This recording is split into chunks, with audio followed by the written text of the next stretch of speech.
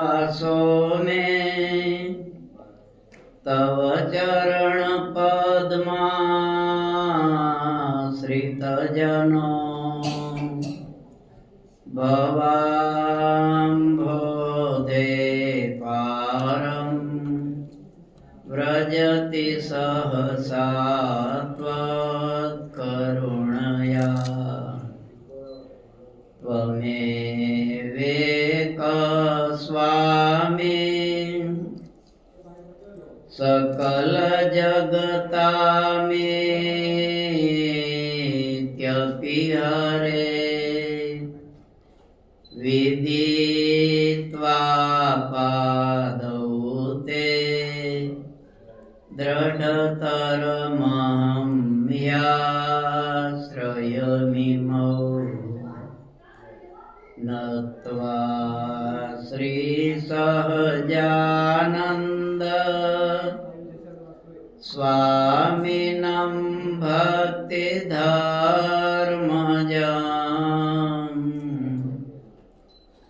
तद्वाणीं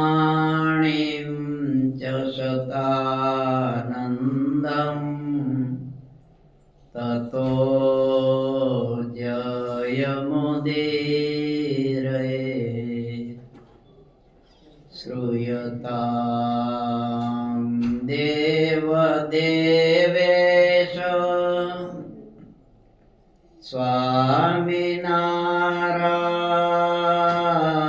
स्वामिनारायण प्रभो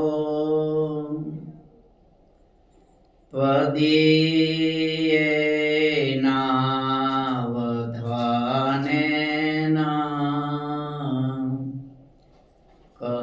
कथयिष्ये शुभा कथा। ओम श्री स्वामिनारायणाय नमो नमः। श्री घनश्यामाय नमो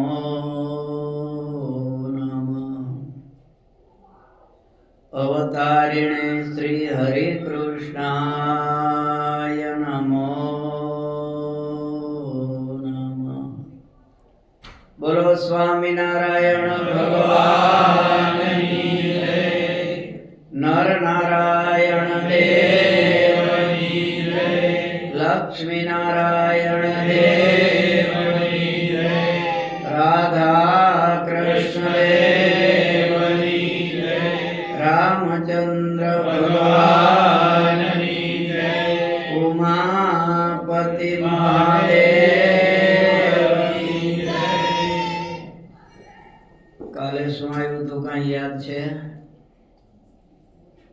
એકાદા બે તો ગયો સુનાયું હતું કે કાલનું કાલે ગયું, આજનો લાભ લીજીએ રે કાલ કોને દીઠી છે. થોડું ઘણું કાંઈક તો યાદ રાખવું જો. વામે યસ્ય સિતારા થાય એટલું બોલી જાવ ને, એ તો આવ્યું જ તો ને. તમારા ગ્રસ્ત માટે મહારાજે કયો શબ્દ વાપરો છે? બહુ સરસ શબ્દ મહારાજે વાપરો છે. મહારાજ કે અમારા સત્સંગીઓ આસક્ત થઈને સંસારમાં નથી રહેલા, વિરક્ત છે. સંસારમાં રહેવા છતાં સંસારમાં સરસો રહે મન મેરી પાસ. સંસાર તેને લોપે નહીં, તે જાણું હરિનો દાસ. મહારાજ કે આવા અમારા ભક્તો બધા છે. એટલે અમે આમાં એમ લખ્યું છે કે નાના દેશ સ્થિતાન રહેલા છે, સ્થિત આસક્ત થઈ નહીં, વિરક્ત છે.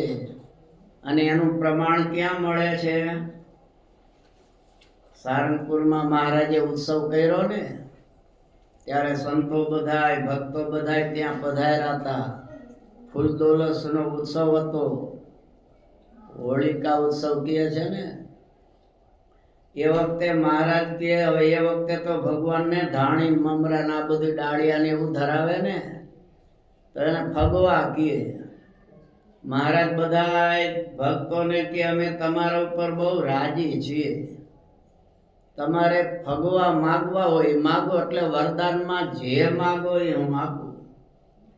આપણને તો ઠાકોરજી કહેતાય નથી, નહીં તો ડોલરની જ વાત કરીએ. હે, ડોલર આપો, જેમ વાપરી એમ વધે, તમારા અર્થે જ વાપરશો, આમ એમ કઈ પાછા હો. પણ પછી ઠાકોરજી એક બાજુ રહી જાય. બહુ ડોલર આવે ને, મોટા મોટા સ્ટોર કરો, કા દુકાનો કરો, કારખાનામાં એવા લાગી જાય કે દર્શને ન અવાય. સાહેબ સ્વામી ટાઈમ નથી મળતો. તો વધારતા જાઓ સંસારની પ્રવૃત્તિ, તો ક્યાંથી ટાઈમ મળે? આ બધાએ શું માંગ્યું હોય તો તમે બધા બોલતા હશો ઘણી વાર, મહાબળવંત માયા તમારી, જેણે આવરિયા નર નારી, એવું વરદાન દીજીએ આપે, એહ માયા મને ન વ્યાપે. શું કહે છે મહારાજ? તમારી માયામાં બળવંત છે. બ્રહ્માદિક ઈશ્વરોને છોડતી નથી, ઋષિ મુનિઓને છોડતી નથી, તો અમે તો ક્યાં? આ બળવંત માયા, માયા એટલે ભયંકર બે માયા છે ને. ડોલર એ જ માયા છે. અહીંયા કોણ લઈ આવ્યું તમને? ને ઠાકોરજી ઇન્ડિયામાં નહોતા? હતા કે નહીં? સત્સંગે થતો તો આના કરતા સંતોય વધારે હતા, પણ એ માયા ખેંચી લાવી. તો કે છે મહારાજ, અમને એ વરદાન આપો કે એ માયા અમને ન વ્યાપે, વળી તમારે વિશે જીવન મનુષ્ય બુદ્ધિ ન આવે. તમે ભગવાન છો તો આ મોટી તકલીફ છે ભાઈ. માનવ આકૃતિ ધારણ કરે ને. રામજી આવ્યા તો કેટલાય ઓળખા. દશરથ રાજાના દીકરા છે આમ માનતા, સ્વયં ભગવાન હતા છતાં ન ઓળખી શક્યા. કૃષ્ણ ભગવાન હતા તો એના ફઈના દીકરા જ ઊંધું બોલતા, શિશુપાળ ને બધાય. કે ઠીક છોકરો થોડો બોલતો હશે, બોલકો છે, બાકી કાંઈ એને મધના પુઆ ગાયું ચારવા જતો ને, મધ બધું ખાતો તોડી તોડીને, જ્યાં મધના પૂળા ઉખેડતો. એટલે ને મધુસૂદન કે કઈ મધુ નામનો દૈત્ય નથી માર્યો, આમ કેતો શિશુપાળ. આ ભગવાનના સગા જતા દંતવક્રની એ જ વિરુદ્ધમાં હતા, બીજાની ક્યાં વાત? એટલે માનવ આકૃતિ પ્રભુની હોય ત્યારે ઓળખવા કઠિન છે. એ તો મહારાજે અનંત ઐશ્વર્ય બતાવ્યા, અનેકને સમાધિઓ કરાવી, પોતપોતાના ઈષ્ટદેવના દર્શન કરાવ્યા, અને એમના ઈષ્ટદેવે જ કીધું કે મોક્ષ જોતો હોય તો સ્વામિનારાયણને શરણે થઈ જજો. પ્રગટ ભગવાન વિના મોક્ષ ન થાય. પ્રગટને ભજી ભજી પાર પામ્યા ઘણા, ગીત ગુનિકા કપી વૃંદ કોટી, વ્રજતણી નાર વ્યભિચાર ભાવે તરે, પ્રગટ ઉપાસના સૌથી મોટી. પ્રગટ ભગવાન હોય ત્યારે તુરંત જ કલ્યાણ થઈ જાય જો એની ભક્તિ કરીએ તો. વાંદરાઓ હતા, રીછ હતા, પણ રામજી પ્રગટ મળી ગયા એને તો પહોંચી ગયા ને ભગવાનની પાસે. હનુમાનજી એટલે વાનર જ ને, નહીં તો પૂછડું ન હોય ને, છે ને. પણ રામના સેવક બની ગયા, રામને ઓળખી લીધા. તે દુનિયા એને પૂજે છે બધા.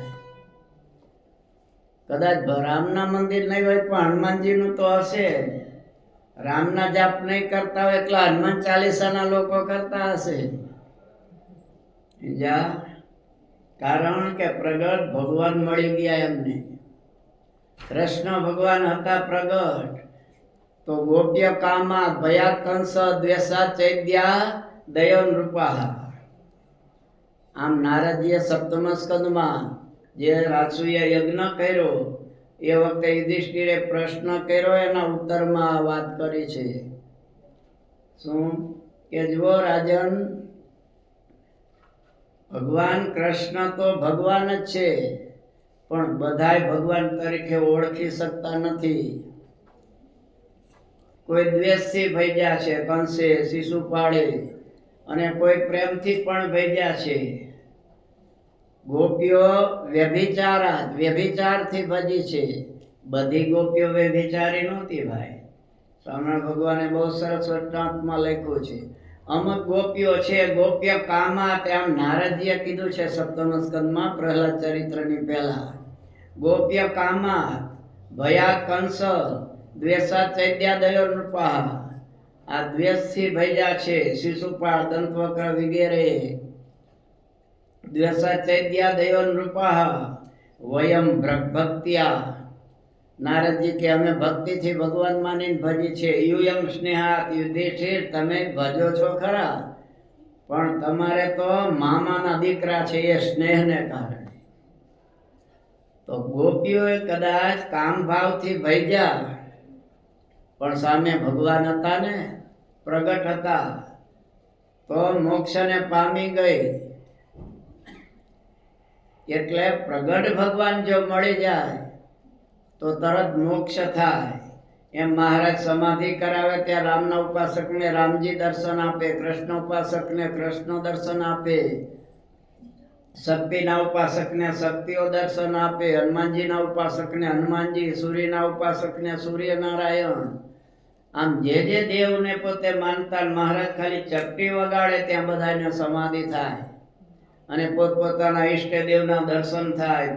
વૈકુંઠ, ગોલોક, શ્વેતદીપ, બદ્રિકાશ્રમ, અક્ષરધામ, આ બધા ધામોના દર્શન થાય. અને એ વખતે એમના જ ઈષ્ટદેવ કહે એટલે મનાય ને, નહીતર ન મનાય. એટલે એ વખતે બધાને કહે અને બધા મહારાજનું ભજન કરવા લાગતા. પ્રગટ ભગવાન મળે તો તુરંત કલ્યાણ થાય છે.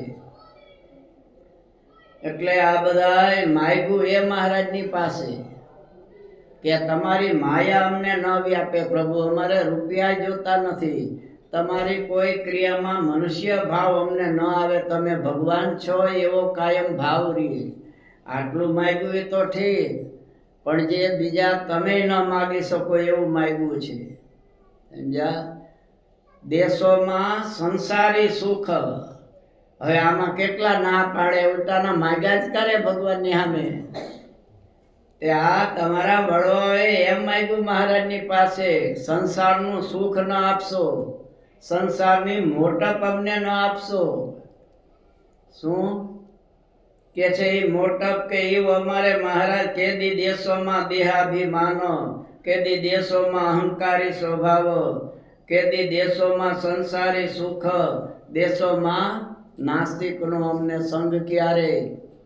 દેશોમાં શરીર સંસારી સુખ અને દેહનો સુખ ન આપશો, થોડું થોડું કાંઈ દેહમાં દુઃખ આપજો. આપણને તો સહેજ માથું દુખે તે મહારાજને પ્રાર્થના કરવા માંડી કે હવે માથું ઉતારો તો હારું મહારાજ. મહારાજ કે એને શું લઈ લ્યો ને, મારી પાસે નહીં આવવું પડે.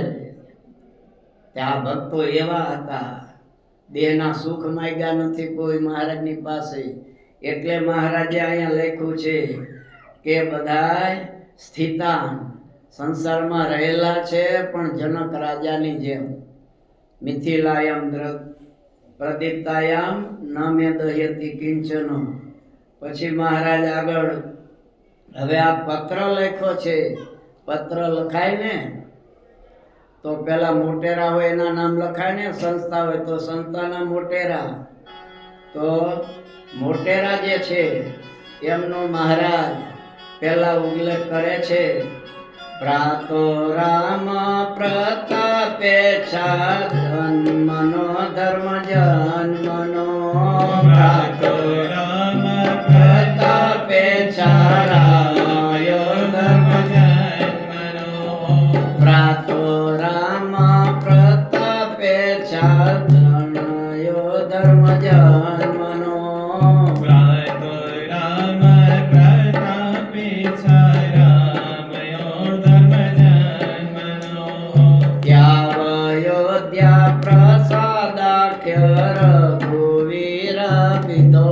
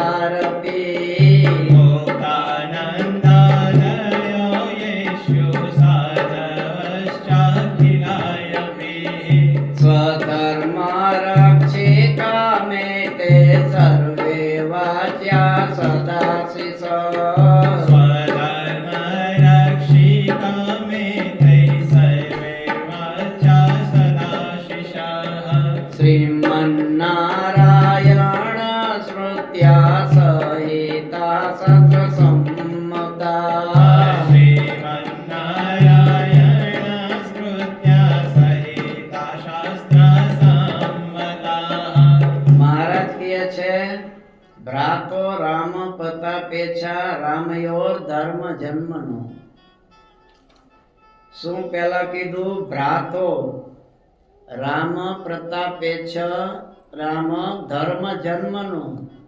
ધર્મ થકી જેમનો જન્મ છે એટલું જ કીધું હોત મહારાજે તો ચાલે, પણ શું શબ્દ વાપર્યો? ભ્રાતો. એટલે અમારા ભાઈ છે જે, એટલે અમે ધર્મ થકી અને ભક્તિ માતા થકી પ્રગટા છીએ. એમ સ્વામી ભાષ્યમાં લખે છે ભાતૃજા. ભ્રાતો શબ્દ એટલા માટે વાપર્યો છે ભગવાન પોતે પણ ધર્મદેવના પુત્ર છે, ભક્તિ માતાના પુત્ર છે, અને ઈચ્છારામ અને રામ પ્રતાપ પણ એ ધર્મ અને ભક્તિ માતાના પુત્ર છે. એ જણાવવા માટે ભ્રાતો શબ્દ વાપર્યો છે. સ્વામીએ એક એક આના શબ્દો છે ને એની છણાવટ આમાં કરી છે, પણ આપણે એટલો ટાઈમ તો છે નહીં ભાઈ, નહીતર આટલા શ્લોકમાં જ આપણે ઊભા રહી ગયા. બધું તો ભાગનું તમને આમાંથી કહેતો નથી ભાઈ. અને આપણે શિક્ષાપત્રી અહીંયા છે, વાંચી લેજો, ગુજરાતી છે. મહારાજે આપણને શું કીધું છે, આપણે શું કરીએ છીએ એ બધું વિચારજો. મહારાજ કહે છે અયોધ્યા પ્રસાદ અને રઘુવીરજી આ બે જે સૂતો એટલે અમે એને દત્તક પુત્ર લીધેલા છે. ઘણા એમ કે એ એમના ક્યાં દીકરા હતા, આવા પ્રશ્ન પૂછે છે. એ તો બ્રહ્મચારી હતા, બ્રહ્મચારી હતા, પણ આ બંનેને પોતે દત્તક લીધેલા છે, દત્તક વિધિથી. અને એમાંય પાછા શું શબ્દ? સૂતવ કીધા છે, એટલે પુત્રો, એટલે બે એમ. કારણ કે ઈચ્છારામભાઈ ને 5 પુત્રો હતા, રામ પ્રતાપભાઈ ને 3 હતા, નંદરામ વગેરે. તો એમાંથી એક એક ને લીધા છે અમે, જે ગુણિયલ હતા, ધર્મનું પાલન કરી શકે, બીજાને કરાવી શકે. એ સ્વામી કહે છે આમાંથી અર્થ એ નીકળે છે. અને પછી મુકુંદાનંદ મુખ્યાશ્ચ નૈષ્ટિકા બ્રહ્મચારીણ. નૈષ્ટિક બ્રહ્મચારી એવા મુકુંદાનંદ, મુકુંદ નંદ, જેને ભગવાનનો જ આનંદ છે. આપણને ભગવાનનો આનંદ છે કે ડોલરનો કે ટીનિયોની માનો? આ મુકુંદ બ્રહ્મચારી અને ભગવાનનો જ આનંદ. એને ગાડીએ ચલાવવાનો શોખ નહીં, સ્કૂટરે ચલાવવાનો શોખ નહીં, મેચ રમવાનો શોખ નહીં, બસ ભગવાન. અને પાછા કેવા? નૈષ્ટિક બ્રહ્મચારી.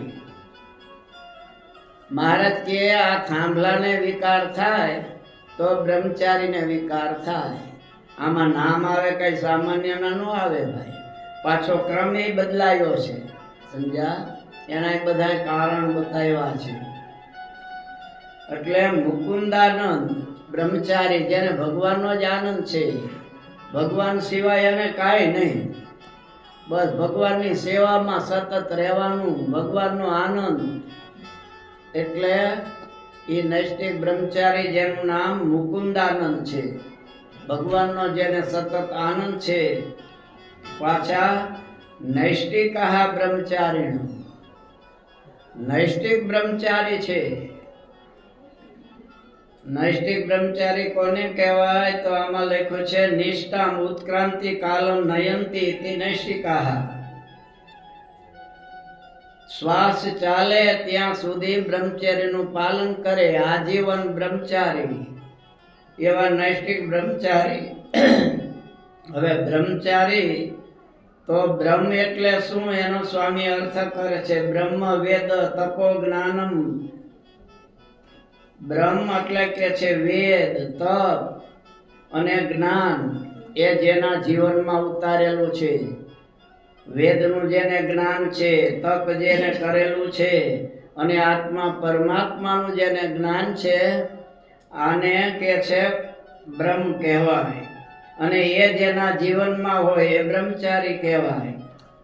કુર્મ પુરાણમાં પણ કીધું છે, કર્મણા મનસા વાચા સર્વાવસ્થાસુ સર્વદા સર્વત્ર મૈથુન ત્યાગ્યમ બ્રહ્મચર્યમ પ્રચક્ષતે. આ પ્રમાણે કુર્મ પુરાણમાં લખ્યું છે, મન કર્મ વચને તેમજ સર્વત્ર સર્વ જગ્યાએ મૈથુનનો ત્યાગ કરે એને બ્રહ્મચર્ય કહેવાય. હવે નૈષ્ઠિક બ્રહ્મચારી લખ્યા એટલે કે છે કળિયુગમાં તો નૈષ્ઠિક બ્રહ્મચર્યનો નિષેધ છે. તો અહીંયા નૈષ્ઠિક બ્રહ્મચારી કેમ કીધા? કારણ કે કળિયુગમાં ના પાડી છે કે દીર્ઘકાલ બ્રહ્મચર્ય મિતિ કલેશુ વર્જ્યમ. કળિયુગમાં કે છે એનો નિષેધ છે. વાનપ્રસ્થ આશ્રમનો નિષેધ છે, સંન્યાસ આશ્રમનો નિષેધ છે. કારણ કે એના ધર્મ કઠિન છે, કળિયુગમાં ન પાડી શકાય. તો એ જ પ્રમાણે નૈષ્ઠિક બ્રહ્મચર્ય નહીં, અવધિ પૂરતું રખાય. વિદ્યાભ્યાસ કરતા હોય ત્યારે 12 વર્ષ સુધી વિદ્યાભ્યાસ કરે, ત્યાં સુધી બ્રહ્મચર્યનું પાલન કરે, પછી ગ્રસ્તાશ્રમમાં જોડાય. અથવા ચાતુર્માસ બ્રહ્મચર્યનું પાલન કરે, શ્રાવણ માસમાં બ્રહ્મચર્યનું પાલન કરે. પણ નૈષ્ઠિક બ્રહ્મચર્યનું પાલન એ તો કે છે કળિયુગમાં નિષેધ છે. સ્વામી એનો શંકાનો જવાબ આપે છે, આપ કહો છો એ વાત સાચી છે, નિષેધ કરેલો છે, પણ કોના માટે? જેને ભગવાનનો આશરો નથી, જેનામાં ભગવાનની ભક્તિ નથી, જેનું પોતે દ્રઢ બ્રહ્મચર્યનું પાલન કરી શકતા નથી, એવાને અશક્તને માટે કીધું છે આ બધું. કે કળિયુગમાં ક્યારેય બ્રહ્મચર્યનું પાલન ન કરી શકે, એટલા માટે તો મોક્ષ ધર્મમાં લખ્યું છે મહાભારતમાં, યોષિતોનો કથાશ્રવ્ય ન નિરક્ષ્ય નિરંતરમ કથંચિત દર્શનાસામ દુર્બલાનામ વિશેત રજઃ.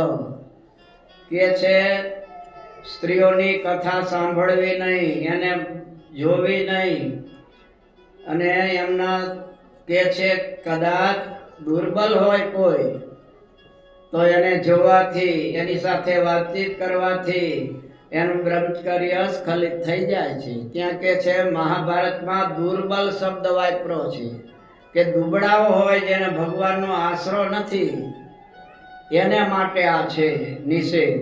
જેને ભગવાનનો આશરો છે, ભગવાનની ભક્તિ છે, ગુરુનો રાજીપો છે, એના માટે તો કે છે કળિયુગમાં પણ બ્રહ્મચર્યનું પાલન એ કરી શકે છે. અને એના માટે કે છે શ્રીમદ ભાગવતમાં રોમહર્ષણ ઋષિએ પણ બતાવ્યું છે, કિન્નું બાલેસુ સુરેસુ કિન્નું કલિનાધીર ભૂર્ણા અપમત્ત પ્રમત્યેસુ યો વૃકો નૃષુ વર્તતે. કે છે કળિયુગનું ક્યાં ચાલે છે? જે બેદરકાર છે, બાળક જેવા અજ્ઞાની છે, અહીંયા કળિયુગનું ચાલે છે.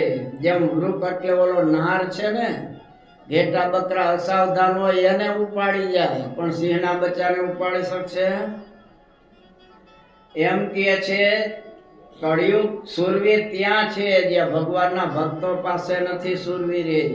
ભગવાનના ભક્ત પાસે પણ કલીનું કાંઈ ચાલતું નથી. એના માટે અહીંયા સ્વામીએ ઘણા શ્લોકો મૂક્યા છે ભાઈઓ. પ્રોક્તેન ભક્તિ યોગેન ભજતો મામ સુકૃત મુને કામ હૃદયાત નશ્યંતિ સર્વે મહી હૃદય સ્થિતે. ભાગવતમાં એકાદશ સ્કંદમાં ભગવાન પોતે કહે છે કે ભક્તિ યોગ મારોથી જે ભજન કાયમ કરે છે એના હૃદયમાંથી કામ વાસના જ નાશ પામી જાય છે, કારણ કે એના હૃદયમાં હું રહું છું.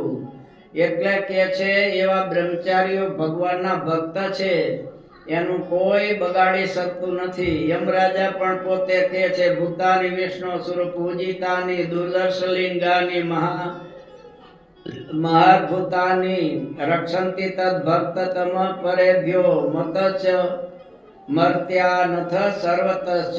યમરાજા પોતે કહે છે કે આવા ભગવાનના ભક્તો છે, એની પાસે યમરાજા કે મારું કાંઈ ચાલતું નથી, અને એ ભગવાનના ભક્તો છે, એની રક્ષા ભગવાન પણ કરે છે, ભગવાનના પાર્ષદો પણ કરે છે. એટલે કે છે ભગવાનની જેને ભક્તિ છે, ગુરુનો રાજીપો છે, એ પણ કાયમને માટે બ્રહ્મચર્ય નૈષ્ઠિક બ્રહ્મચર્ય રાખી શકે છે. આ પ્રમાણે શંકાનો સ્વામી આપે છે જવાબ અને કહે છે ભગવાને પોતે જ કીધું છે ન વિક્રિયંતે મય બદ્ધ સૌહૃદાહ. જેને મારે વિશે પ્રેમ છે એ જ છે, એને કહે છે એનું વિકાર મન ક્યારેય પામતું નથી. આપણે રઘુજી મહારાજ આચાર્ય એમની આજ્ઞાથી બ્રહ્મચારી હતા. શું? નિષ્કામાનંદ. એ બ્રહ્મચારીએ આખો ગ્રંથ મહારાજના ચરિત્રનો લાખ શ્લોકોનો બનાવ્યો છે. હવે એ બ્રહ્મચારી રઘુવીરજી મહારાજ અને બીજા સંતો ગુણાતીતાન સ્વામી, મુક્તાન સ્વામી, બ્રહ્માન સ્વામી, આ બધા સંતો સહિત રઘુવીરજી મહારાજની સાથે નીકળેલા જુનાગઢ દેશમાં. પછી હવે એ વખતે કાં જુનાગઢમાં યા તો જામનગરમાં થોડો ટાઈમ વધારે રોકાયા છે. અને અહીંયા આ નિષ્કામાનંદ બ્રહ્મચારી પોતે કથા કરે છે. સ્વામી મહાવિદ્વાન હતા, એટલે સ્વામીની કથા સાંભળવા નગરના બધાય લોકો આવે. સમજ્યા? અને એ બધા સાંભળીને બધાને એમ થાય કે ના બ્રહ્મચારી તો બ્રહ્મચારી છે, ભાગવતની જ કથા કરે છે. પણ આવી કથા અને આવા અર્થ અમે ક્યારેય સાંભળ્યા નથી. અત્યારે તમે જોજો સ્વામિનારાયણના સંતો જે ભાગવતની કથા કરતા હશે, રામાયણની કથા કરતા હશે, એનો ટોન જ જુદો હશે ભાઈ. કારણ કે એને દ્રઢ નિશ્ચય પોતાના ઈષ્ટદેવનો છે. બાકી દુનિયા તો રામને ક્યાં સુધી માને છે? વિષ્ણુ ભગવાન ઈ જ રામ. અરે એથી થોડા આગળ તો લઈ જાઓ તમે. રામાયણ તો વાંચો પૂરી. પણ કોઈએ રામાયણની કથા કરનાર પાસે આ નહીં સાંભળ્યું. હું કહું શું? રામાયણમાં બાલકાંડ છે. શરૂઆતમાં બાલકાંડ એટલા માટે ભગવાનનો ત્યાં જન્મ થાય છે. હવે બાલકાંડમાં લખ્યું છે, સમજ્યા, કે મનુ મહારાજ અને શત્રુપા રાણી એ પુત્રની ઈચ્છા છે એટલે તપ કરવા વનમાં ગયા છે. હવે એ વખતે બ્રહ્મા, વિષ્ણુ અને મહેશ એકવાર નહીં અનેકવાર આવ્યા છે વરદાન દેવા. માગો માગો, શું જોઈએ? તમારું તપ જોઈ અમે પ્રસન્ન થઈ ગયા છીએ, બોલો શું જોઈએ? ત્યારે મનુ મહારાજ કે તમારી પાસેથી કાંઈ જોતું નથી, તમે ન આવો. વળી વયા જાય, અદ્રશ્ય થઈ જાય. વળી પાછા આવે. રામાયણમાં લખ્યું છે એક વાર નહીં, બે વાર નહીં, વારંવાર. આ લંકા કાંડ, ઓલા બાલકાંડ કહે છે વારંવાર આવ્યા. માગો ને શું જોઈએ? તમારું તપ જોઈને અમે રાજી થયા છીએ. તો કે તમારી પાસેથી અમારે કાંઈ જોતું નથી. તો અમે તો તમે જેનું ભજન કરો છો, શિવ વિરાંચે વિષ્ણુ ભગવાના ઉપજત જાહી અંશ તે નાના. શું કે છે? શિવ વિરંચી, શિવ એટલે શિવજી, વિરંચી એટલે બ્રહ્મા, અને વિષ્ણુ ભગવાન કે છે તમારા જેવા તો જે ભગવાનથી નહીં એના અંશથી અનંત ઉત્પન્ન થાય છે. કાગભૂષણજી જેનું ભજન કરે છે એ ભગવાનની અમારે જરૂર છે, તમારી નહીં. ક્યાં સાંભળ્યું છે રામાયણની કથામાં? આ વાંચો બાલકાંડ લખેલું છે. હું આ બોલ્યો દુહો, આ તો એક જ બોલ્યો છું ચોપાઈ. એમાં તો ઘણી ચોપાઈ છે. એટલે બસ વિષ્ણુ ઈ જ રામ નહીં, વિષ્ણુથી પર છે. તો મનુ મહારાજે વિષ્ણુ પાસે માગી લે ને. વિષ્ણુ આવ્યા હતા, બ્રહ્માએ આવ્યા હતા, ને શિવે અનેક વાર કીધું નહીં. તો કે તો બહુ તપ કરવું પડશે. તો કરીશું. પછી ભયંકર તપ કર્યું. ત્યારે ભગવાને દર્શન આપ્યા, માગવાનું કીધું. ત્યારે કે મારે ત્યાં પુત્ર રૂપે પધારો. ભગવાન કે મારા અંશ રૂપે હું તમારે ત્યાં પધારીશ. એક રૂપે નહીં પણ 4 સ્વરૂપે. એ રામચંદ્ર ભગવાન, લક્ષ્મણજી ભરત અને શત્રુઘ્ન બધાય ભગવાનના અંશ હતા. એ સામાન્ય માનવ નહોતા આપણા જેવા. ભગવાન કે 4 સ્વરૂપે હું આવીશ મારા અંશથી. તો પછી વિષ્ણુ કરતા ઊંચા થયા કે નહીં? અરે મહાવિષ્ણુ વિરાટ આપણે પ્રધાન પ્રકૃતિ જેવા તો માનો. સ્વામિનારાયણ સંપ્રદાય તો માને છે એમને મોટા. કૃષ્ણ ભગવાનને મોટા માને છે. એટલે શાસ્ત્રને સમજવા પડે. એટલે એ નૈષ્ઠિક બ્રહ્મચારી એવા નિષ્કામાનંદજી એ જ્યારે આ કથા કરે છે, આખા શહેરમાં થાય છે કથા, તો એમની મહાન વિદ્વાન છે. તે એક સંસ્કૃતમાં શ્લોક છે, સમજ્યા? એને પંડિતે જ લખ્યો હોય ને, સંસ્કૃતમાં લખાયો છે. એટલે બ્રાહ્મણો દ્રષ્ટવા સ્વાવત ઘુરઘુરાયતે. હવે એનો અર્થ નહીં કરું, સમજ્યા? એક બ્રાહ્મણ બીજાને જોઈને થોડી તકલીફમાં આવી જાય, ત્યાં તો નૈષ્ઠિક બ્રહ્મચારી નિષ્કામાનંદ બ્રાહ્મણ છે જ બ્રહ્મચારી થાય ને. અને ત્યાં કમલનયન શાસ્ત્રી પાઠશાળા ચલાવતા. મહાન વિદ્વાનો ભણવા માટે આવે, વિદ્વાનો થાય, વેદાંત ભણે, રામાનુજી વેદાંત ભણે, શાંકર વેદાંત ભણે, કોઈ વ્યાકરણ ભણે. એ બધાય શિષ્યો પાછા કથામાં આવે. એને કમલનયન શાસ્ત્રીને વાત કરી કે બ્રહ્મચારી મહારાજ કથા કરે છે, ભાગવતની કથા તો ઘણાની સાંભળી, પણ સ્વામી જે અર્થ ભાગવતના સમજાવે છે એ કોઈ દિવ્ય ને અલૌકિક છે. એ વચનામૃત આપણે વાંચીએ અને સાંભળીએ અને ગોપાલ સ્વામી સમજાવે એમાં ઘણો તફાવત રહે ભાઈ. હું એ આપણે એમના જેવું ન સમજાવી શકીએ, એના હાર્દને એ જાણી શકીએ. પછી કમલનયન શાસ્ત્રીને એમ થયું કે આખા સિટીમાં મારા વખાણ થવા જોઈએ, હું વિદ્વાન છું, બધાને ભણાવું છું, અને એ આખા સ્વામિનારાયણનો સાધુની એના વખાણ થાય, માટે આનું કંઈક કરવું પડે. વિચાર કર્યો કે શાસ્ત્રાર્થ આની હારે જાહેરમાં કરું અને એને જીતી લઉં. પણ જીતતા પહેલા એની વિદ્યા તો જાણવી પડે, કેવા વિદ્વાન છે, સમજ્યા? ખીચડી ભલે 5 મણની મૂકી હોય, ચડી ગઈ કે નહીં એના માટે કઈ આખી ઉથલાવવી પડે? છે ચમચો મારીને 2 દાણા જુઓ, ચડી ગઈ કે નહીં, કાચી છે, ખબર પડી જાય ને. એટલે આને વિચાર થયો એક શ્લોક લખીને મોકલું એને. એમના વિદ્યાર્થીઓને કે આ શ્લોક લઈ જાઓ, એ બ્રહ્મચારીને આપજો, સમજ્યા? એ સંસ્કૃતમાં શ્લોક લખી અને આ કમલનયન શાસ્ત્રીએ સ્વામી પાસે, બ્રહ્મચારી પાસે મોકલ્યો છે. સ્વામી કથા પૂરી કરી પછી બધા પગે લાગતા હતા.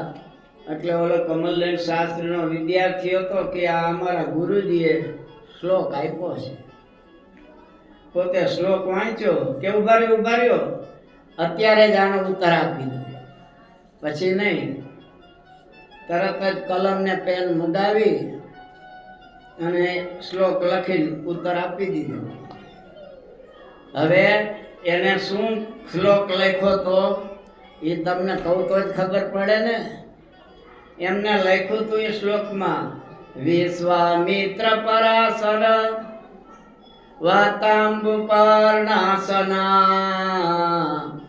તેપી શ્રીમુખ પંકજમ સુલલિતમ દ્રષ્ટ્વૈવ મોહં ગતા શાલ્યર્ણમ સઘૃતમ પયોદધિયુતમ ભુંજન્તે માનવા તેષાં ઇન્દ્રિય નિગ્રહો યદિ ભવેત વિંધ્યતરેત સાગરે.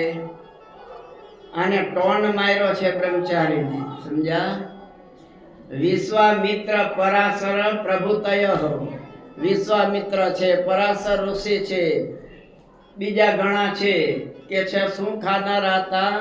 વાતાંબુ પર્ણાસના, વાયુ ભક્ષણ કરનારા હતા, સૂકા પાન ખાનારા હતા. તો પણ સ્ત્રી મુખ પંકજમ સુલલિતમ દ્રષ્ટેવ મોહં ગતા. આ બધા સૂકા પાન ખાનારા, વાયુનું ભક્ષણ કરનારા, સ્ત્રીઓના મોઢા જોયા ને મુખારવિંદ, એ આની લલિતતા જોઈને કે છે એ બધાય મોહ પામી ગયા અને પરાભવ પામી ગયા, પોતાના તપ બપ બધું વયું ગયું. તો પછી કે છે સ્વાદવર્ણમ સઘૃતમ પયો દધિયુતમ, તો પછી દૂધપાક, પૂરી, મગજ ને મોહનથાળ, સાટાન, જલેબી આવા ખાતા હોય અને એ ઇન્દ્રિયોનો નિગ્રહ કરી શકે તો વિંધ્ય સ્તરે સાગરે, તો કે સાગરમાં વિંધ્યાચળ પર્વત તરે અર્થાત પથ્થર તરે આવો ટોન માર્યો. સ્વામીએ એનો તુરત જ ઉત્તર આપી દીધો. સમજ્યા? સિંહો બલિ વિરદસુ કર્માંસ ભોજી વર્ષેસ્મિન કુરુતે રતિમેકવારમ પારાવત શિલાકણ માત્ર ભોજી કામી ભવેત રણુદીવમ વદકોત્ર હેતુ. સ્વામીએ લખ્યું છે કે સિંહ છે ને એ કેનું માંસ ખાય છે? હાથીનું, ભૂંડનું. તોય પણ કામી તો એકવાર જ થાય વર્ષમાં. આવા ભયંકર હાથી જેવા બળવાનનું માંસ ખાવા છતાં કામી ફક્ત વર્ષમાં એકવાર થાય. અને ઓલા પારેવા શું ખાય છે? શિલાકણ માત્ર ભોજી, સૂકા દાણા. તો કામી ભવે તરણુદિનમ, દિવસમાં રોજ કામી અનેક વાર થાય છે. અર્થાત ખોરાક ઉપર કામના નથી એમ કહેવાનું છે સ્વામીનું. તમારી વૃત્તિ કેવી છે, તમારું મન કેવું છે એના ઉપર છે. તમારી ભક્તિ કેવી છે, તમારી નિષ્ઠા ભગવાનમાં કેવી છે. આ મોકલો વદ કોત્ર હેતુ, આનો હેતુ બતાવો કે સૂકા કણ ખાય છે કામી થાય છે, ઓલો સિંહ આવું ખાય છે છતાં વર્ષમાં એકવાર જ થાય ને આ રોજ થાય છે. મેં ચૂપ થઈ ગયા કમલદેવ શાસ્ત્રી ભાઈઓ. સ્વામીએ તાજા કલમે લખ્યું અમારા ઈષ્ટદેવની કૃપાથી, અમારા ગુરુદેવ એના અમારે સેવા કરીએ છીએ તેમના આશીર્વાદથી અમારી ભગવાન અને ભગવાનના પાર્ષદો રક્ષા કરે છે. એટલે કળિયુગમાં પણ અમે બ્રહ્મચર્યનું પાલન કરી શકીએ છીએ. અહીંયા નૈષ્ટિક બ્રહ્મચર્યનો જવાબ પણ સ્વામીએ પ્રમાણે આપેલો છે. એટલે બ્રહ્મચારી પછી પાછું તરત નામ સંતોનું આવવું જોઈએ ને, પણ મયારામ ભટ્ટનું આવ્યું. ક્રમ બદલાયો ને, સંતોનું ન આવ્યું. એનું કારણ આવશે હમણાં. મયારામ ભટ્ટ એ નામા કે છે સૌરાષ્ટ્ર દેશના જે મયારામ ભટ્ટ છે મારા શિષ્ય, એ મયારામ ભટ્ટ વિગેરે ગ્રસ્તા મહારાજે પ્રતિનિધિ તરીકે એક લીધા છે બધા. બ્રહ્મચારીઓમાં નૈષ્ટિક બ્રહ્મચારી મૂળજી બ્રહ્મચારી લીધા, ગ્રસ્તોમાં મયારામ ભટ્ટ, મયારામમાં ભટ્ટાદ્યા ગ્રસ્તાશ્ચ મદાશ્રયા, મારા આશ્રિત એવા ગ્રસ્તો. તો હવે કે છે આમાં ગ્રસ્ત શબ્દ વાપરો છે. ગ્રસ્ત ગૃહેષુ દારેષુ નિમિત્ત ભૂતેષુ તિષ્ઠન્તિ ઇતિ ગ્રસ્તાઃ. ગ્રસ્ત કોને કહેવાય એનું સ્વામી છણાવટ કરે છે. ગ્રસ્તમાં રહેલા એટલે ગમે એવો મોટો બંગલો હોય, રાચરચીલું બધું હોય અને ભાઈ એકલા રહેતા હોય તો એ ગ્રસ્ત કહેવાય. તો શાસ્ત્રમાં ગ્રસ્ત કોને કીધા છે? ગ્રસ્તો ગૃહમ ગૃહમ નાસ્તિ ગૃહિણી ગૃહમુચ્યતે. ઘર એ ઘર નથી, તમારા ઘરમાં પત્ની સાચું ઘર છે. સમજ્યા? એ તમારા પત્ની અઠવાડિયું જો ઇન્ડિયા જાય ને તો તમારે અહીંયા કોઈ સંતો પધરામણી જાય, કોઈ બીજા મહેમાન જાય તો એને ખબર પડી જાય કે આના ઘરના લાગતા નથી. કારણ કે 8 દીમાં જે શાક કર્યા હોય ને એને બીટિયા ચારે બાજુ પડ્યા જ હોય. બાથરૂમમાં તો જગ્યા જ ન હોય, એટલા કપડા પડ્યા હોય. એ બધું સાચવે તમારા ગૃહિણી ભાઈ. એટલે કે છે ગૃહમ ગૃહમ નાસ્તિ ગૃહિણી ગૃહમુચ્યતે. ગ્રહ એટલે દારા, પત્નીની સાથે જે જોડાયેલા હોય એને કે છે ગ્રહસ્થો દાર સંગ્રહા. આમ શ્રુતિમાં કીધું છે. અને કે છે બ્રહ્મચારી નો પ્રથમ નિર્દેશ એટલા માટે કહેવામાં આવ્યો છે કે બ્રહ્મચારીએ જે કાંઈ ભૂલ કરે એનું બ્રહ્મચારીએ ડબલ પ્રાયશ્ચિત કરવું પડે છે. એટલે પહેલા એને લેખા, પછી ગ્રસ્ત એને અડધું પાલન કરે તો ચાલે, ક્ષત્રિય અડધું, પછી વૈશ્ય એના કરતા થોડું, અને શૂદ્ર એના કરતા પા ભાગનું કરે જે શાસ્ત્રમાં બતાવ્યું તો પણ ચાલે. એટલે બ્રહ્મચારીએ વિશેષ ધ્યાન રાખવું પડે. એટલે પહેલા એમનો ઉલ્લેખ છે, પછી ગ્રસ્તમાં કે છે. મયારામ ભટ્ટ એમનો ઉલ્લેખ એટલા માટે, મહાન ભક્ત હતા મયારામ ભટ્ટ, સામાન્ય નહોતા, વિદ્વાન હતા. આપણા મંદિરોના જે કાંઈ પ્રતિષ્ઠા થઈ એના જે કાંઈ પ્રતિષ્ઠાના મુહૂર્ત છે ને આ મયારામ ભટ્ટ જોતા. મહારાજે પૂછતા કે મયારામ ભટ્ટ હવે અહીંથી જવું છે આપણે વડતાલ કે અમદાવાદ, મુહૂર્ત જોવો જોઈએ. એ મયારામ ભટ્ટ મુહૂર્ત કાઢે ને પછી મહારાજ જાય. હવે ભગવાનને મુહૂર્તની જરૂર પડે ખરી, પણ મહારાજ આપણને બતાવે છે કે ગ્રહો છે તો એની નિંદા ન કરવી. એને બધાને એની રીતે ભગવાને આપ્યું છે. ખરી રીતે ભગવાનના ભક્તને આ કાંઈ નડે નહીં, સમજ્યા? તો ભગવાનને ક્યાંથી નડે? ઘણા કહે છે મને રાહુ નડે છે, કોઈ કહે છે કેતુ નડે છે. કાંઈ નવરા નથી ભાઈ, એ બૈરા છોકરા વાળા છે, એ ક્યાં તમને નડવા આવે. પણ આ ગ્રહો તમને સૂચન કરે છે કે તમારા ભાવિમાં આવું પડ્યું છે, માટે ભજન કરજો, કીર્તન કરજો તો પુણ્ય પાપ ઠેલાય. જાડેજા આવે છે ને, પુણ્ય પાપ ઠેલાય. ભજન કીર્તન કરો તો તમને એ ગ્રહોનું જે નડે છે એ નડશે નહીં કાંઈ. આ સૂચન બધું કરે છે. એટલે મયારામ ભટ્ટ મહાન ભક્ત હતા. પછી સદવા વિધાયોશ્ચા વિધવાયોશ્ચા યસ્ય મત્સ્યતામ ગતાઃ. મહારાજે પછી સીધા બહેનોનો ઉલ્લેખ કર્યો. મુક્તાન સ્વામીનું હજીનું આવવા દીધું. સદવા વિધવા યોસા યાશ્ચ મત્સ્યતામ ગતાઃ. મારા આશ્રિત એવા સધવા અને વિધવા એવા બહેનો. તો અહીંયા મહારાજ કદાચ મૂકી શકે, કારણ કે એ વખતે ઘણા બહેનો હતા. જીવબા લાડુબા હતા, બીજા ઘણા બહેનો હતા. તો મહારાજ એના નામ મૂકી શકે, છતાં ન મૂક્યા. સ્વામી કહે છે એનું કારણ એ છે કે એ બહેનો છે એ પુરુષની અર્ધાંગીની કહેવાય. અને તમે કંકોત્રી લખો એમાં કાંઈ ઘરનાનું નામ લખો છો, ફલાણા ફલાણા ભાઈ વિથ ફેમિલી પધારજો. એ વિથ ફેમિલી એટલે આવી ગયું ને, તમારું નામ આવ્યું એટલે એનું આવી જ જાય. પણ સીધું જ એનું જ નામ લખો ને તમારું નામ ન આવે તો ભલે ફલાણી બેન વિથ ફેમિલી પધારજો, તો તમે જશો? જા તારું નામ છે એમ જ કહેવાનું.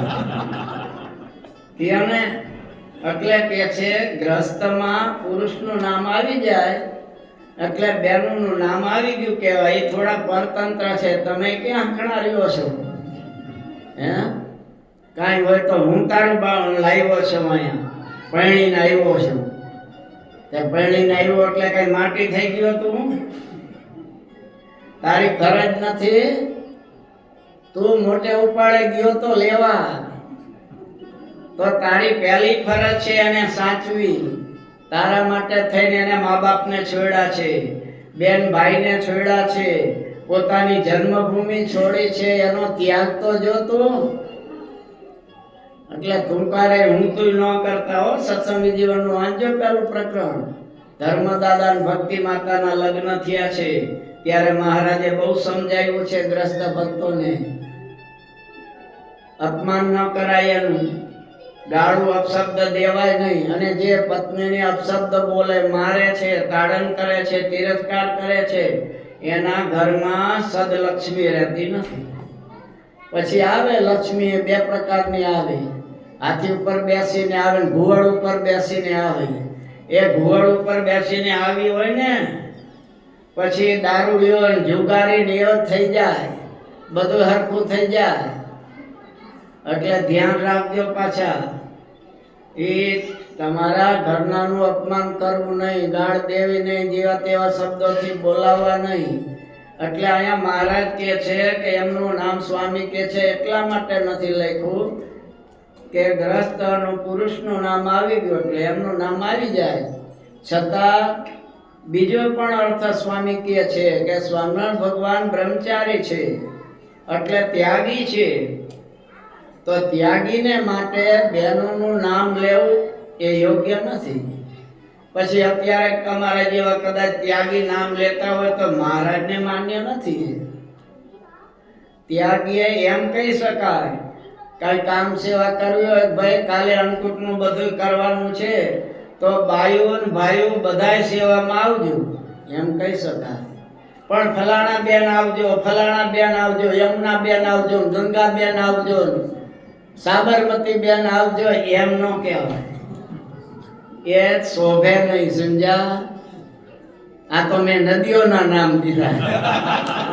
સમજ્યા ને? અત્યારે તો નામે એવા હોય છે ભાઈ, કીધાની વાત નહીં. ટીનિયો, ચકુડો, એમ પેલા કેવા સરસ રામ, લક્ષ્મણ, ભરત, શત્રુઘ્ન આવા નામ હતા. એ નામ બોલે તો એનો મોક્ષ થઈ જાય. ઓલું નારાયણનું નામ લીધું છેલ્લે તો એ અજાબેનો મોક્ષ થઈ ગયો ને.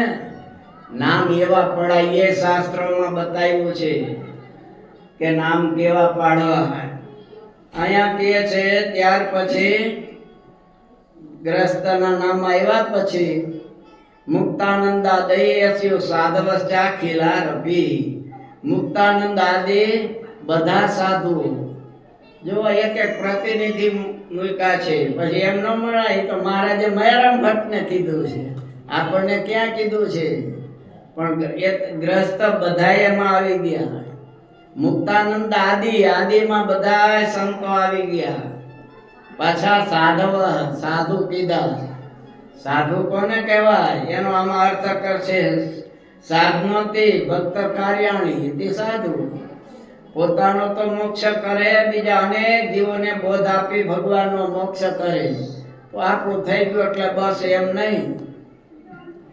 એટલે મુક્તાનંદ સ્વામીનો છેલ્લે જેમ ટ્રેન જતી હોય ને એમાં આગળ એન્જિન હોય, વચ્ચે પછી ડબ્બા લાગ્યા હોય અને એનો ચલાવનારો ગાર્ડ તો છેલ્લા ડબ્બામાં હોય ને. તો અહીંયા સંપ્રદાય છે આપણો, એક કુટુંબ છે, એક ટ્રેન છે.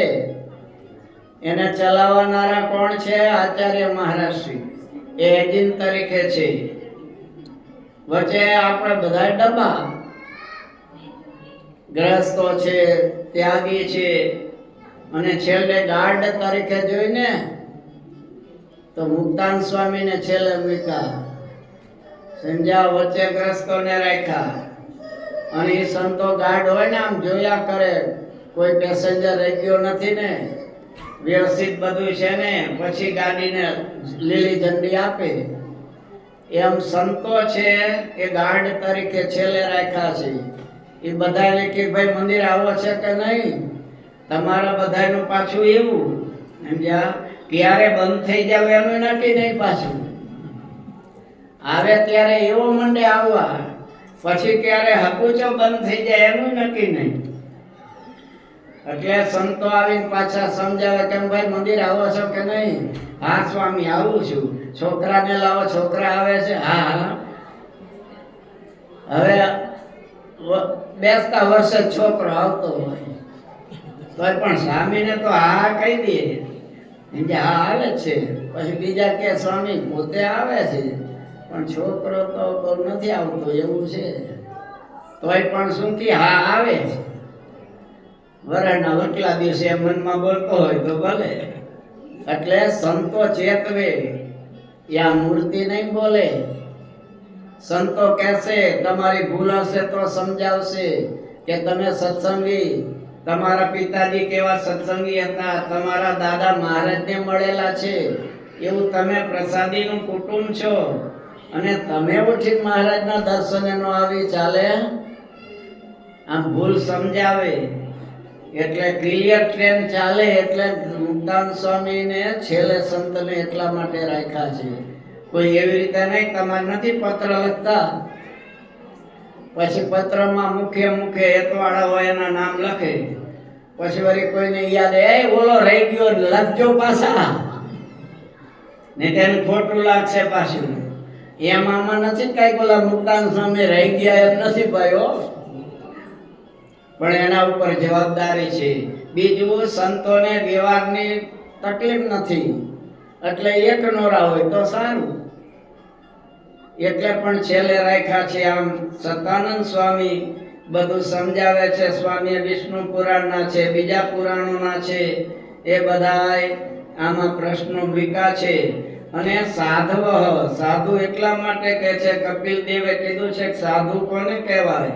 કપિલ ગીતામાં લખ્યું છે, તિતિક્ષવ કારુણિકઃ સહૃદ સર્વદેહિનામ અજાત શત્રવઃ શાંતા સાધવઃ સાધુ ભૂષણા. સાધુ કોને કહેવાય? કપિલ ભગવાન તૃતીય સ્કંદમાં કહે છે, તિતિક્ષવ સુખ દુઃખને સહન કરે, કારુણિક દયા રાખે બધાય ઉપર, બધાયના મિત્ર, કોઈ જેને શત્રુ નથી, અજાત શત્રવઃ શાંત હોય. આ તો સહેજ કઈ જીપ્યો લઈને ઘરે તેરી એસી તેસી કરે એ સાધુ ન કહેવાય. કોઈ અપશબ્દ બોલી જાય, ગમે એ બોલી જાય છતાં સહન કરે. હશે બોલી ગયો એમાં શું, શાંત હોય એને સાધુ કીધેલા છે. સાધુ શીલમ ભૂષણમ યેષામ તે સાધુ ભૂષણા. સાધુના જેવો સરળ જેનો ટૂંકમાં સ્વભાવ હોય એને સાધુ કીધેલા છે. એટલે તો બ્રહ્માંડ સ્વામી પોતાના કીર્તનમાં કહે છે ને, સંત પરમ હિતકારી જગત માહી, સંત પરમ હિત પ્રભુ પદ પ્રગટ કરાવત પ્રીતિ, પ્રભુ પદ પરમ મિટાવત ભારી, પરમ મિટાવત ભારી જગત માહી શાંત પરમ હિત, પરમ કૃપાળુ સકળ જીવન પર, પરમ કૃપાળુ સકળ જીવન પર, હરિ સમ સબ દુઃખ હારી, હરિ સમ દુઃખ હારી જગત માહી સંત પરમ હિતકારી. બ્રહ્માનંદ કહે સંત કિશોવત, બ્રહ્માનંદ કહે સંત કિશોવત, મિલત હૈ પ્રગટ મુરારી, મિલત હૈ પ્રગટ મુરારી જગત માહી સંત પરમ હિતકારી. મહારાજ વચનાત્મા કહે છે, ભગવાનનો હોય તો સંતનો આશ્રય કરો ને તોય તમારું કલ્યાણ થઈ જાય. સ્વામી કહે છે, સંતો પરમ હિતકારી છે, બધાયનું હિત કરે છે, પાછા હરિસમ સબ દુઃખ હારી. સાચો તમને એનો વિશ્વાસ હોય તો જેમ ભગવાન તમારા દુઃખ દૂર કરે એમ સંતો પણ તમારા દુઃખને દૂર કરી દે. પણ આપણી તકલીફ એ છે કે આપણને જોઈને તરત દોષ દેખાય છે. આ મોટામાં મોટી ખામી સંતનો અભાવ આવી જાય છે. અભાવ આવે એટલે આપણે સીધા મહારાજના વચન પ્રમાણે અડધા વિમુખ થઈ ગયા. એટલે 50% જ તમે સત્સંગી રહ્યા, સંતનો અભાવ આવ્યો એટલે. અને કોણ જાણે શું સત્સંગીઓનો એકબીજાનો અભાવ નથી આવતો. હવે એ નાતોય ન હોય, પૂજાય ન કરતો હોય, પોતાનો જ દીકરો હોય, અરે પોતાનો જ જમાઈ હોય, પોતે રમતો હોય, આય લગાવતો હોય, દમ મારો દમે કરતો હોય એનો કોઈનો અભાવ ન આવે. અને સંતોમાં સહેજ કઈ જોવે ત્યાં લ્યો સાધુ. તે સાધુ ત્યાં ગુનો કર્યો કઈ તમારો, એને ભૂલ કરી છે. અને બધાય સરખા હોય, તમે બધા બેઠા બધા નાઈ ધોઈ પૂજા પાઠ કરો છો. મહારાજે આમાં કીધું છે સંધ્યાના સમયે ભગવાનના મંદિર પ્રત્યે જાઓ, બધા પધારો છો ને,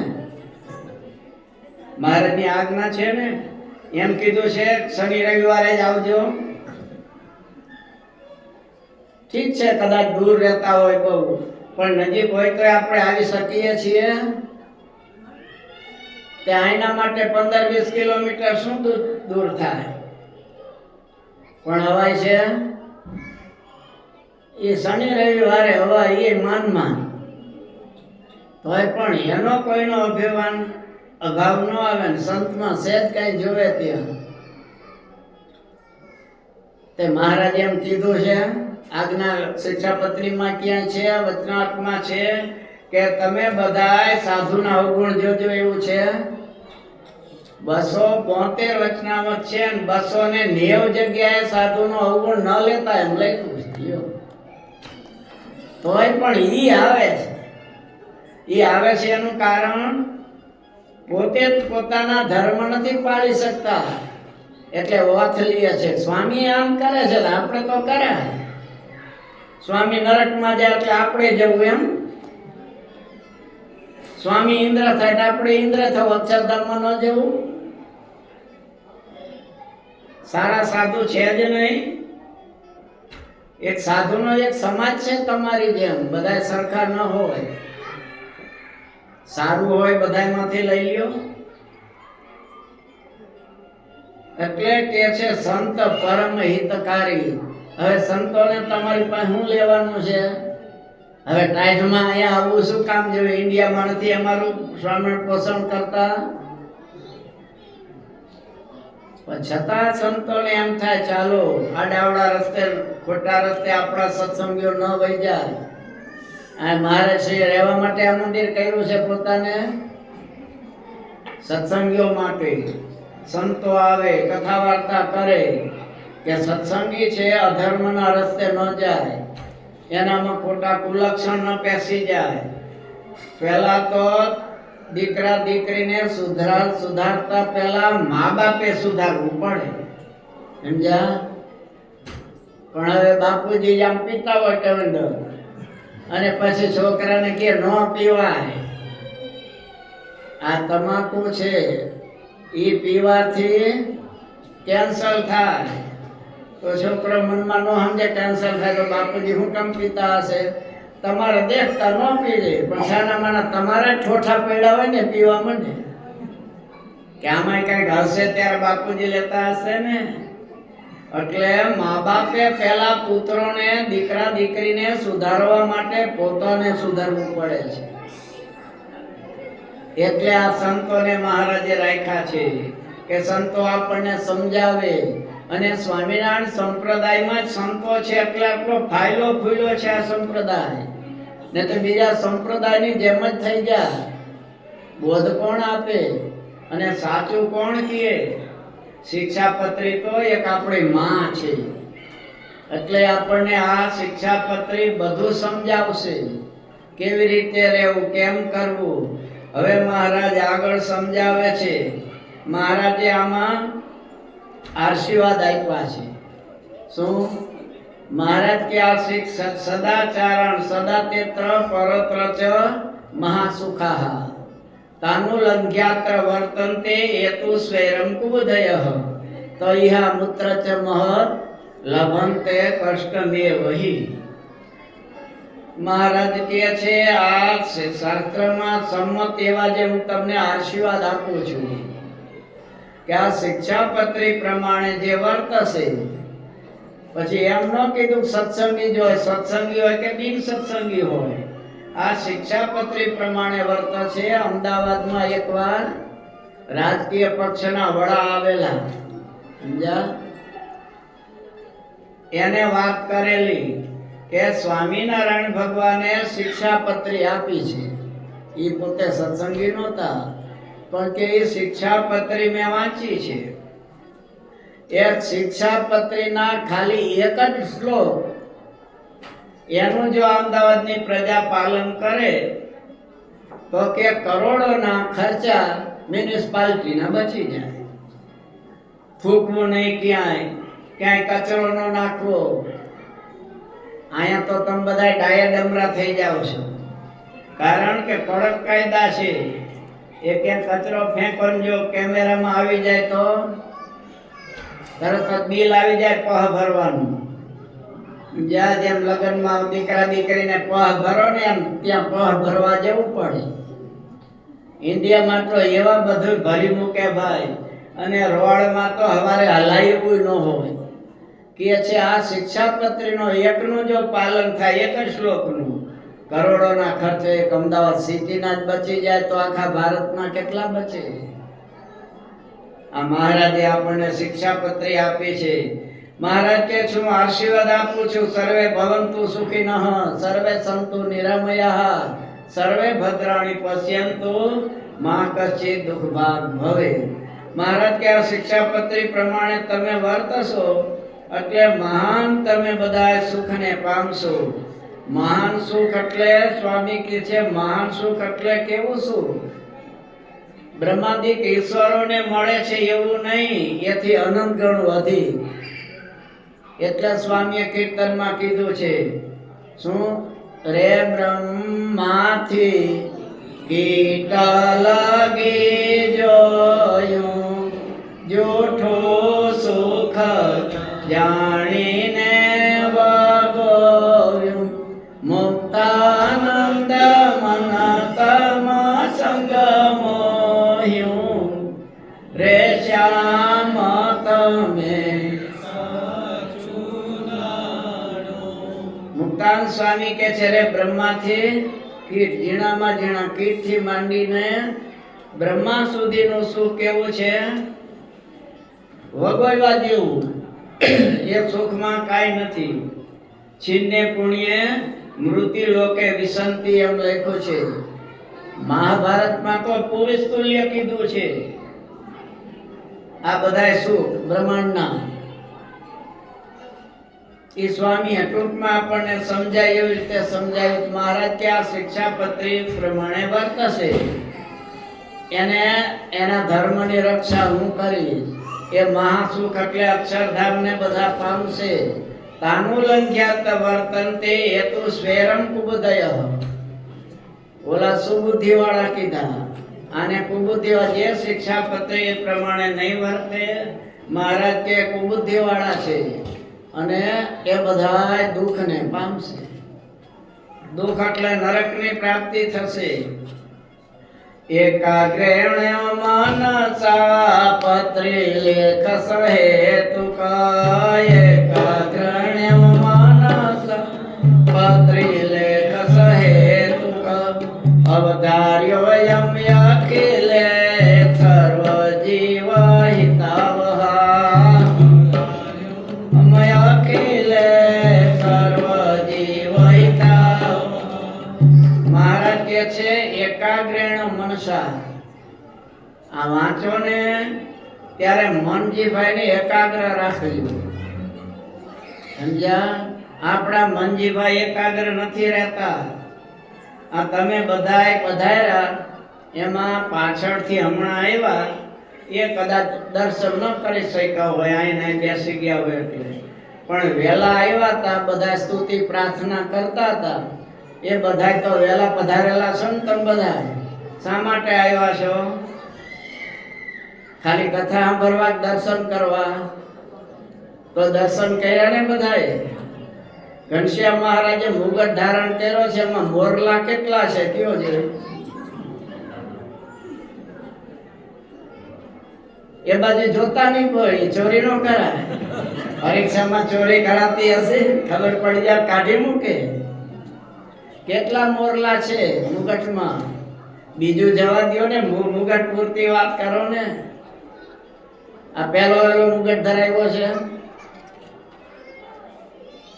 તે તમે ભગવાનને જોવા આવો છો, દર્શન કરવા? ઘેરથી નીકળો ત્યારે એમ કે ભગવાનને જોવા જવું છે, કારણ કે દર્શન કરે એને તો ખબર પડે. 5 મુગટની અંદર મોર છે. શું? એક આયા છે, પછી 2 કલંગી છે, કલંગીમાં 2માં 2 મોર છે, પછી મોટી કલંગીમાં બીજું કઈ છે? બસ હાવ એમ 50% નહીં, ચડાવે પાસે નહીં, હાવ ના પાસ થશું. દર્શન કરો ત્યારે કામ ઉપરથી ચાલુ કરો. મહારાજે મુગટ ધારણ કર્યો છે, કેટલા મોર છે કે બીજું છે, મયુરાકૃતિ કુંડળ છે કે મત્સ્યાકૃતિ કુંડળ ધારણ કર્યા છે, હાર કેટલા પહેર્યા છે, હાથમાં પોંચો વિંદી કડા શું ધારણ કરેલું છે, કયા કંદોરો છે તો કેવા કલરનો છે, ચરણમાં શું ધારણ કરેલું છે. આ નિરખીને દર્શન કરવાના હોય તો દર્શન કર્યા કહેવાય.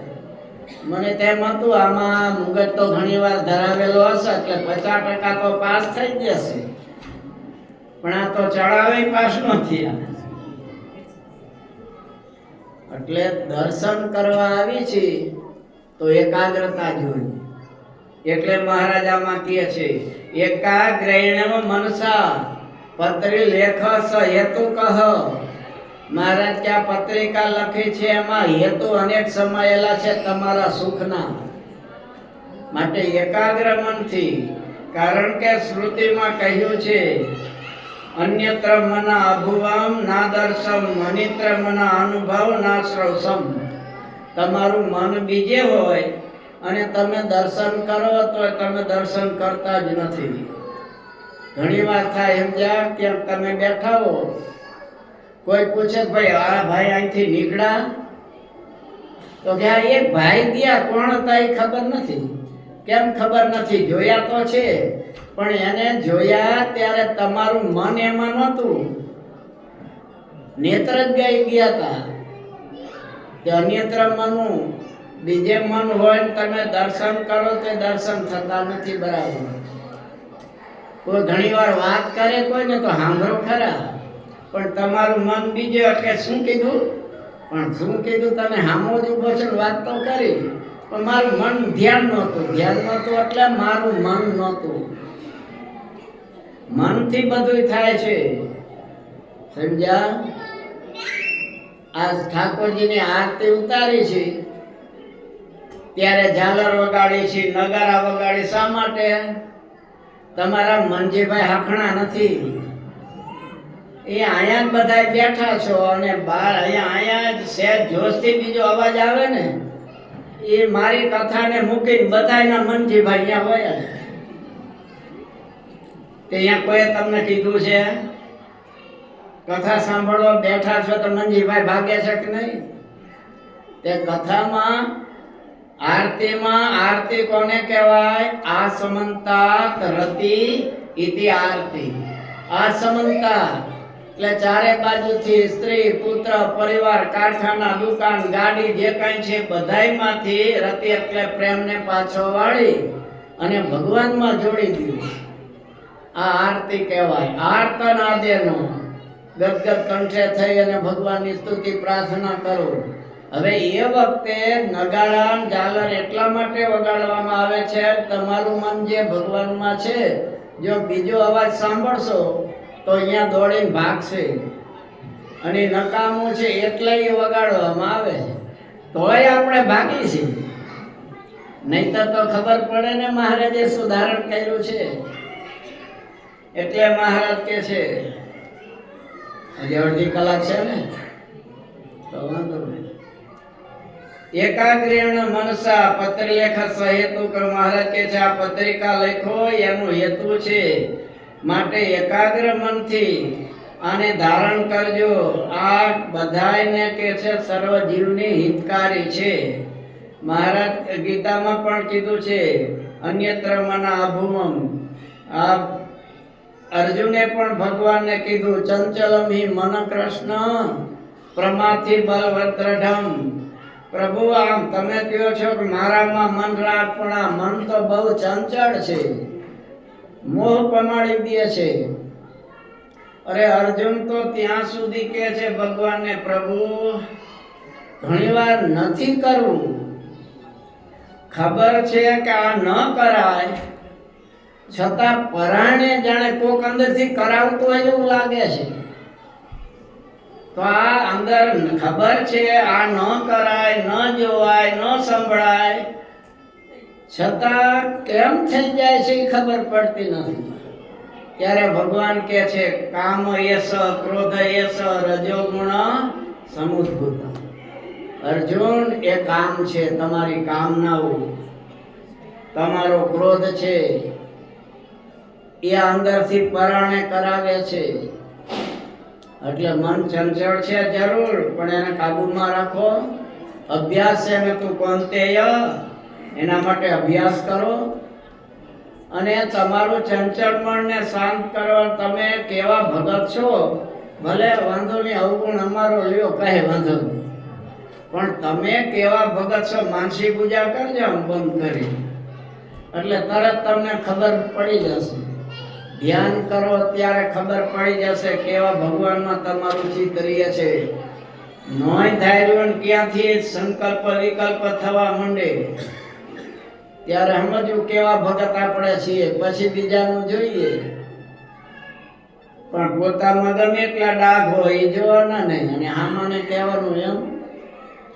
મહારાજ કહે છે મનને એકાગ્ર રાખીને ભક્તો તમે બધાય આ શિક્ષાપત્રી છે એને વાંચજો. એ પાલયંતિ મનોજા સત્શાસ્ત્ર પ્રતિપાદિતા. એ પાલયંતિ મનોજા સત્શાસ્ત્ર પ્રતિપાદિતા. સદાચારણ સદા તેત્ર પરત્ર ચ મહાસુખમ.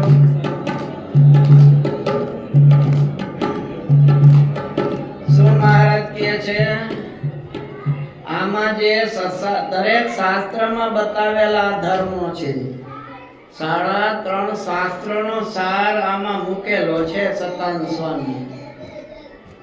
અને એ બધાય સદાચાર આમાં મહારાજ કહે છે શાસ્ત્રોએ પ્રતિપાદન કરેલા.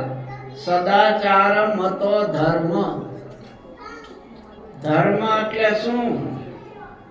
નિષ્કાંત સ્વામી કે ધર્મ ધર્મ સૌ કોઈ કહે.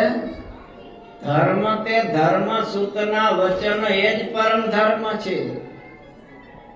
ધર્મના પુત્ર ભગવાન સ્વામિનારાયણ એ આપણને જે બતાવે એ જ મોટો ધર્મ. બીજો કયો ધર્મ? ભગવાન જ્યારે હયાત હોય ત્યારે ભગવાન જે આજ્ઞા કરે એ જ ધર્મ. પછી ભગવાનને આપણે કઈ તમે પીવે એમ નહીં, હું તો શાસ્ત્ર પીએ એમ વર્તું. મહારાજે આ લખ્યું છે વચનાત્મા સમજ્યા. અર્જુનને ભગવાનના વચનનો વિશ્વાસ હતો, યુધિષ્ઠિર રાજાને શાસ્ત્રના વચનનો વિશ્વાસ. અર્જુને ભગવાને કીધું તારા મનનું માની મેળવી દે. સર્વ ધર્માન પરિત્યજ્ય મામ એકમ શરણમ વ્રજ અહમ ત્વં સર્વ પાપેભ્યો મોક્ષયિષ્યામિ મા શુચિ. અર્જુન તું ચિંતા ન કર, આ ગુરુ છે ને એને મારી તો પાપ લાગે, ના પિતામહને મારી તો પાપ લાગે, ના દુર્યોધન ભાઈને મારી તો પાપ લાગે. પાંડવોની એક મહાનતા તો જુઓ અર્જુનની. આ ધૃતરાષ્ટ્રના પુત્રો કે શકુની એ બધાય પાંડવોને શત્રુ માને છે, પણ પાંડવોને શત્રુ નથી માનતા. એ પાંડવોને વનવાસ જ્યારે કાઢ્યા અને એ વખતે પાછળથી એને ચીડવવા માટે આ કર્ણ, શકુની, દુર્યોધન ને દુશાસન એ જ્યાં જંગલમાં હતા ને એને ચીડવવા માટે ત્યાં તંબુ નાખ્યા ને રહ્યા. સમજ્યા? એમ કે અમે કેવા જલસા કરી છીએ અને આ પાંડવો કેવા વનમાં કોઠાબોરા ખાઈને દુઃખી જીવન જીવે છે. એમાં આ ભગવાનને કરવું ભાઈ. અને આ દુર્યોધન કોઈ એક કોકની દીકરી જતી હતી એને જોઈ અને એની છેડતી કરી અને એને જઈને એના ભાઈને ને એના પિતાને વાત કરી અને અહીંયાથી પછી માણસો છૂટા ભાઈ અને દુર્યોધનને બાંધી લઈ ગયા. બાંધી દીધો. એમાં દુર્યોધનની છાવણીમાંથી એક નોકર હતો ને એ દોડા દોડી ગયો યુધિષ્ઠિર રાજા પાસે કે દુર્યોધનને આ ગંધર્વોએ બાંધ્યો છે, બાંધે છે, બાંધી લઈ ગયા છે. ભીમ કે ઈ જ લાભનો છે, ભલે રહ્યો અમને ચીડવવા માટે આવ્યો હતો, ભલે હળે થોડાક દી હળવા દો. ત્યારે યુધિષ્ઠિરે શું કીધું? ના, આપણે અંદરો અંદર તો ભાઈઓ છીએ ને, બહારના પાસે આપણે એમ ન રખાય કે અમે ભાઈઓ નથી. તો એ બહારનો માણસ ભાઈને આપણા દુર્યોધનને કાંઈ કરે એ ઠીક નહીં. દુર્યોધન ગમે એમ તો આપણો છે, ભાઈ છે, માટે જાઓ છોડાવો. એ અર્જુનને ભીમ ગયા ને પછી છોડાવ્યો. અને ભીમ તો પાછો કીધા વિના રહ્યો દુર્યોધનને હવે હસ્તીના ભેરો થઈ જા, આબરૂ હું કામ ગુમાવસ બધાની, તા બાપાની બધાની, ભીષ્મ દાદાની, દ્રોણ ગુરુની, કાંઈ આયલું તારું? અને પછી અહીંયા જઈ અને ત્યાં કીધું કોને? અર્જુનને ને એને ઓલા ખબર પડી કે નો કરે એને માર્યો લ્યો બિચારા, એને તો છોડાયો બિચારા. હવે આવા ઊંધા હોય એને શું કેવું ભાઈ? પાંડવોની મહાનતા હતી કે ભગવાન કેમ કરવું. અર્જુનને ભગવાને કીધું મામ એકમ શરણમ, મારે એકનું શરણું રાખ, તને કાંઈ પાપ નહીં લાગે. મદિયાજી મામ નમસ્કરું, મારું જ શરણું રાખ. કે ભલે. તો પછી અનંત પ્રકારના પાપ થયા હતા. દ્રોણ ગુરુને મારવા, ભીષ્મ દાદાને મારવા, કઈ મરી હવે કે નહોતા. એના માટે ભગવાને ષડયંત્ર રચવા પડ્યા. પણ અર્જુનને મનમાં ચિંતા નથી, મેં ક્યાં કર્યું છે? નાહમ કરતા નાહમ ભોગતા. કનૈયાએ કીધું મેં કર્યું. એ પાપ બધું હોય કનૈયા પાસે, આપણી પાસે નહીં. અમારે એવું હોય હો સંતોમાં, અમને સંતોને પાપે ન લાગે અને પુણ્ય ન થાય. અમે ગમે એટલું ભજન કરીને અમને બહુ અમારી પાસે પુણ્ય રહે નહીં અને પાપે ન રહે. સમજ્યા? કારણ કે અમારી નિંદા કરે ને એ અમારા પાપ લઈ જાય.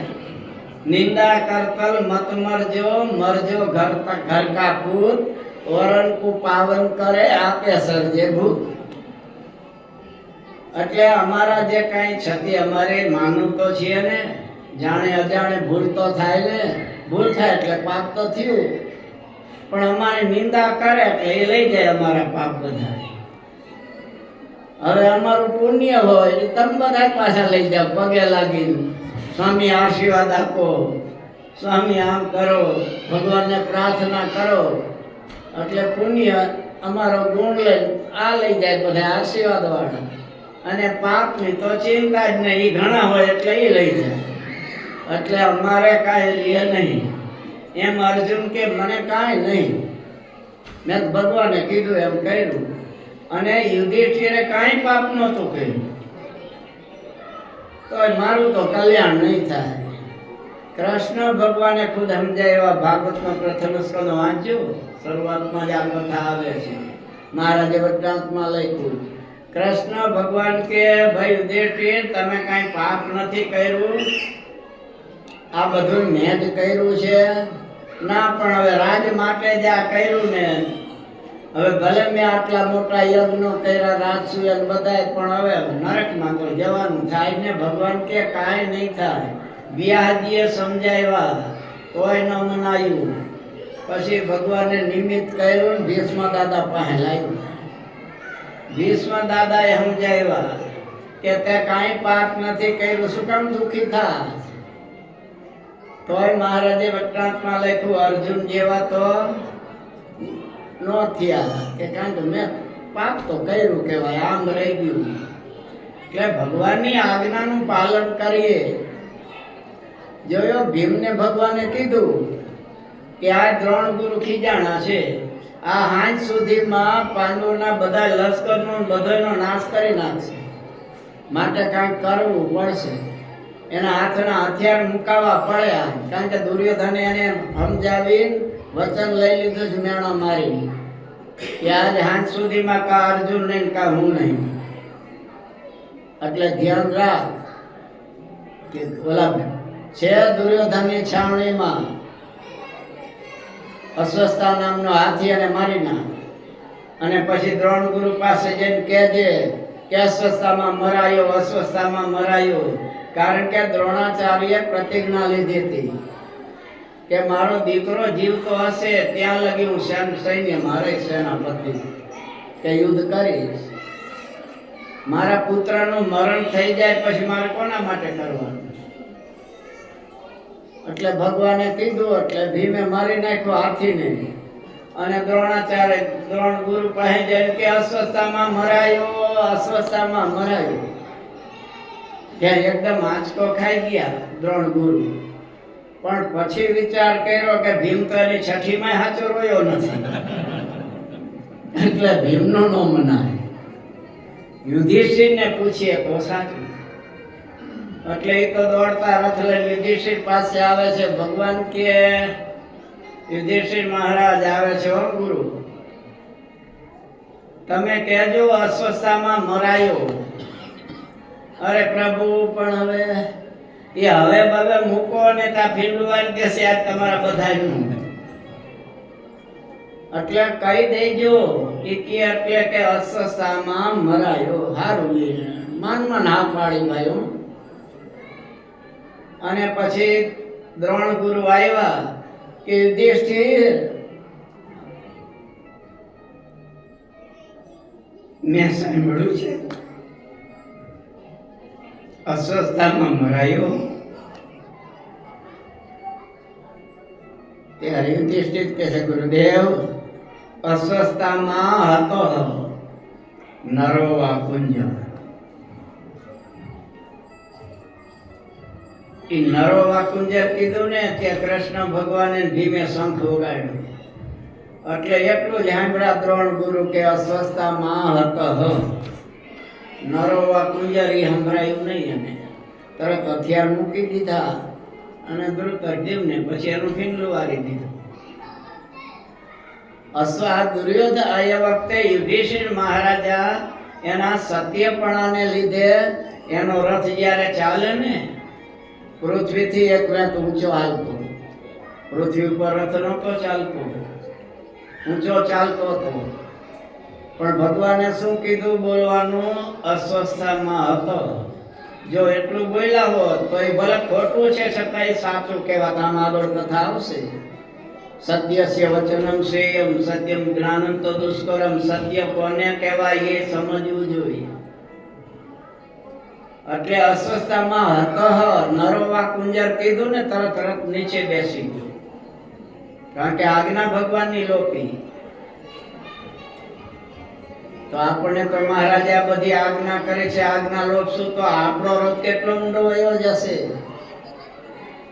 એટલા માટે મહારાજ કહે છે એ પાલ્યંતી મનુજા સશાસ્ત્ર પ્રતિપાદિતાન સદા શાસ્ત્રે પ્રતિપાદન કરેલા.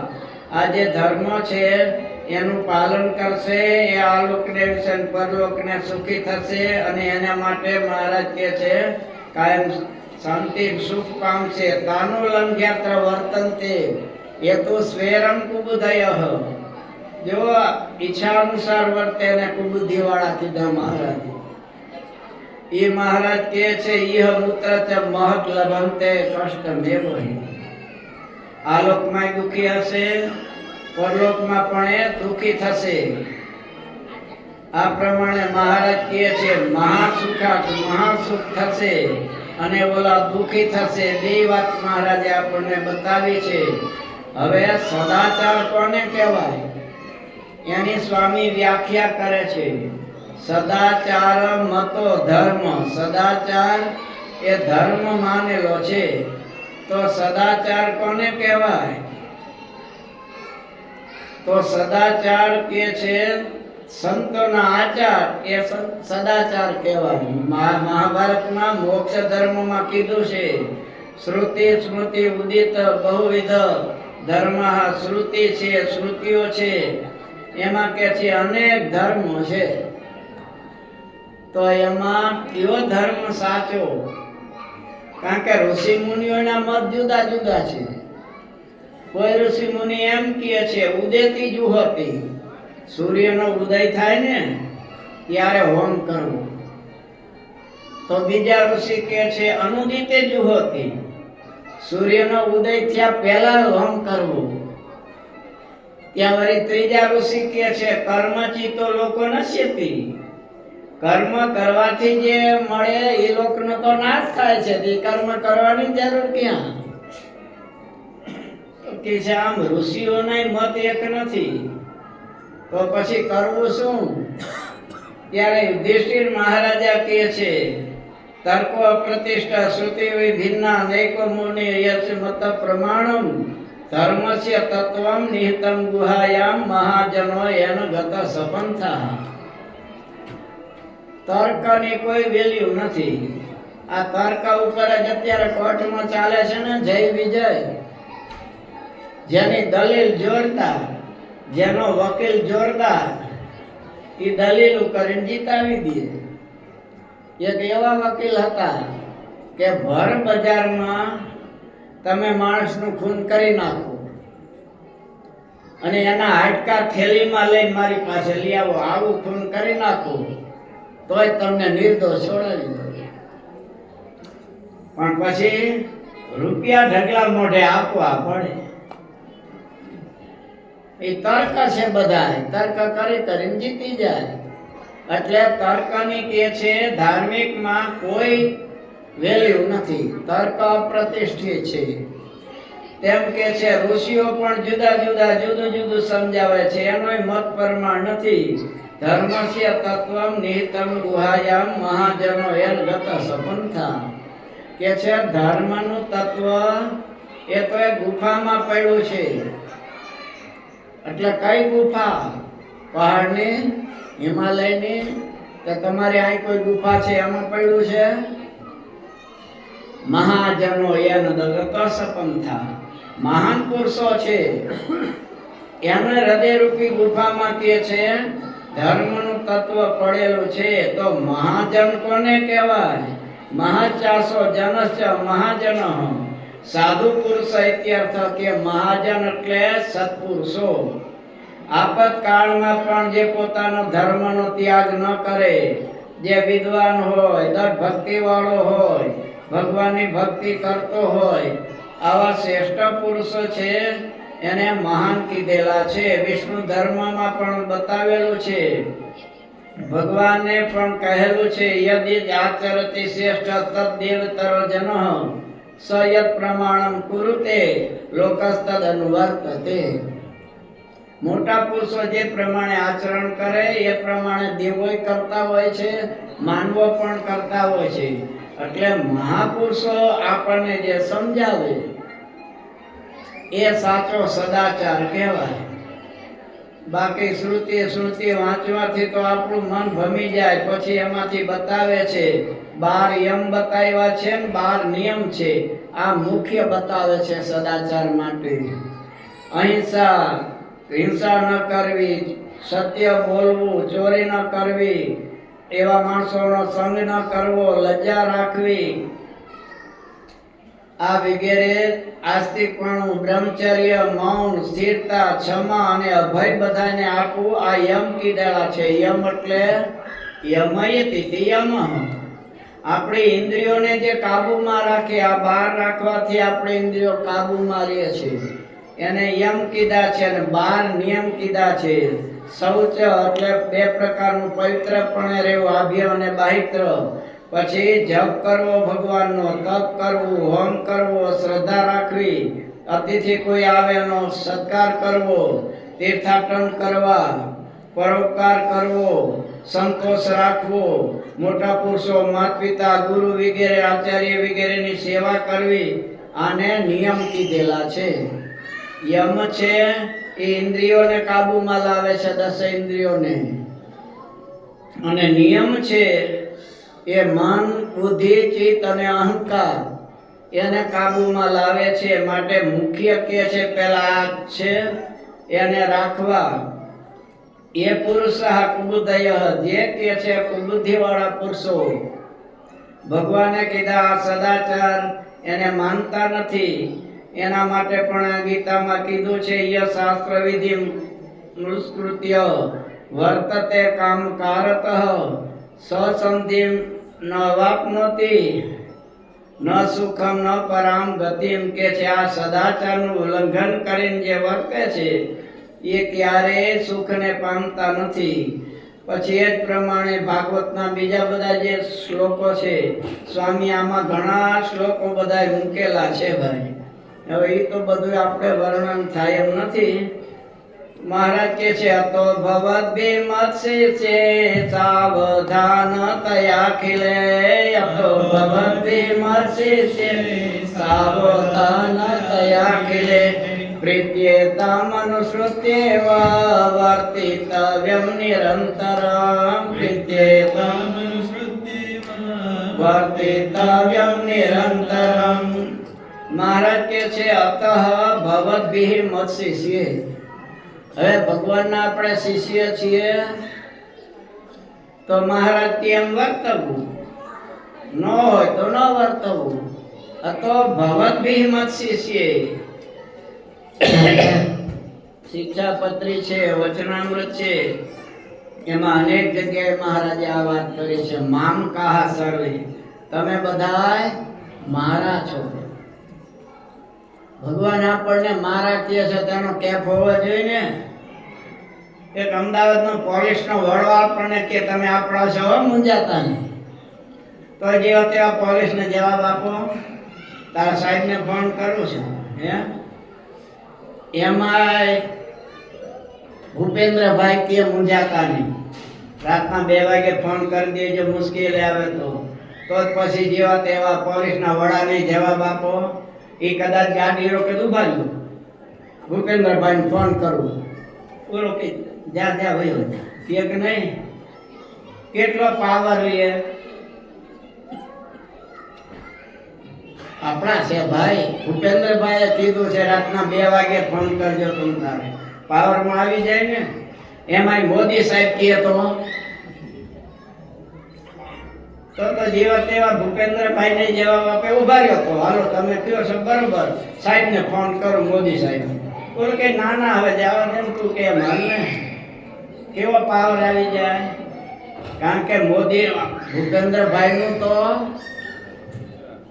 ગુજરાતમાં ચાલે, દિલ્હીમાં હાલે, પણ મોદીનું બધે હાલે ને. કેનું હાલે? બધે હાલે. અહીંયા હાલે મોદીનું. આ બીજો બાઘડો હોય પાછો.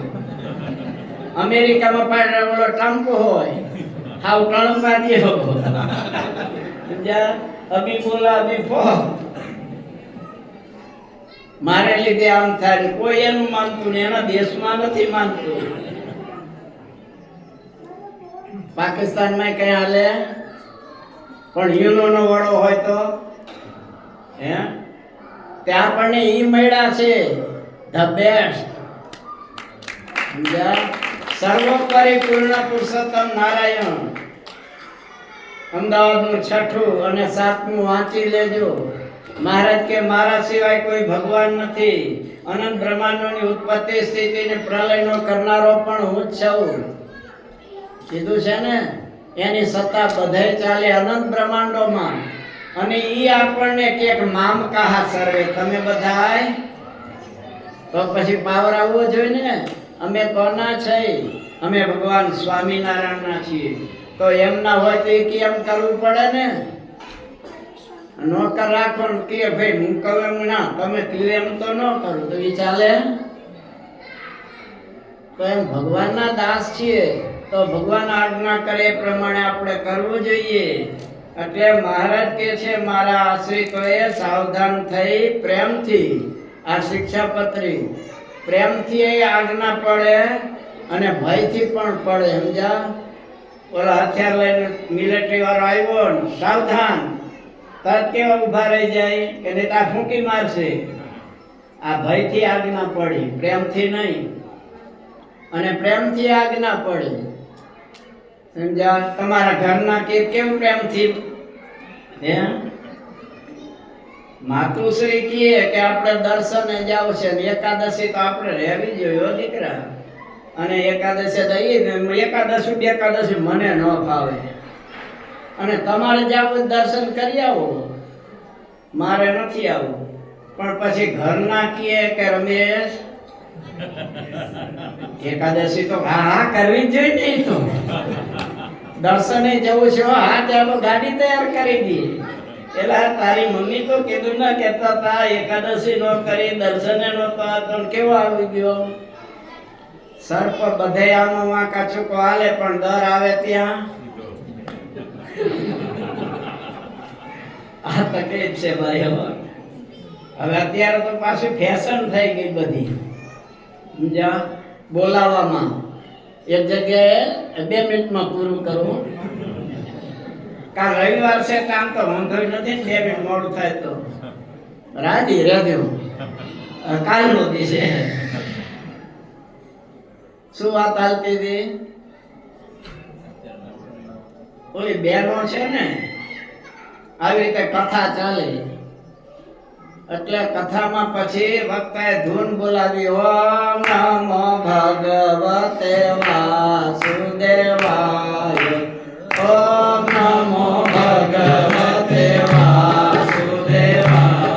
આ ધૂન ચાલુ કરી એમાં એક બેન મીંડા બોલવા ઓમ નમો ભગવતે બબલીના બાપા ઓમ નમો ભગવતે બબલીના બાપા. એની પાડોશન કે હું બોલસ તું?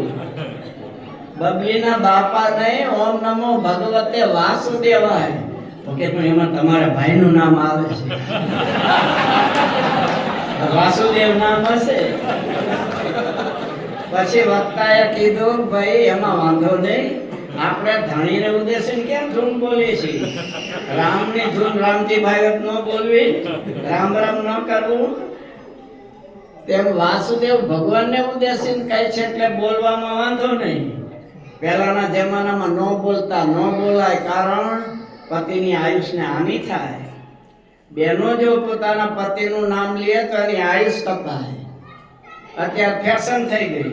ઓલો બસમાં મૂકવા જાય ને પછી ઓલી બસ ઉપડે એટલે ઓલી બેઠી સીટમાં રમેશ ટાટા પણ નીકળી જશે તારા રમેશના બાટા. એ તને ખબર છે? નામ ન લેવાય, પતિની આયુષની હાનિ થાય. હા દારૂડિયો હોય, જુગારીઓ હોય, બહુ માસ્તો હોય અને એમ થાય કે આનું જલ્દી ફીંડું વાળું છે તો એના નામની માળા જપવા માંડો. સમજ્યા? બાકી નહીંતર નામ ન લેવાય. પણ હવે અત્યારે હું કેવું ફેશન થઈ ગઈ. આમાં જ આગળ આવશે પતિવ્રતા બહેનોના ધર્મોમાં કે બહેનોએ પોતાનું કંકણ છોડવું નહીં, નાકની ચૂકનો ત્યાગ ન કરવો.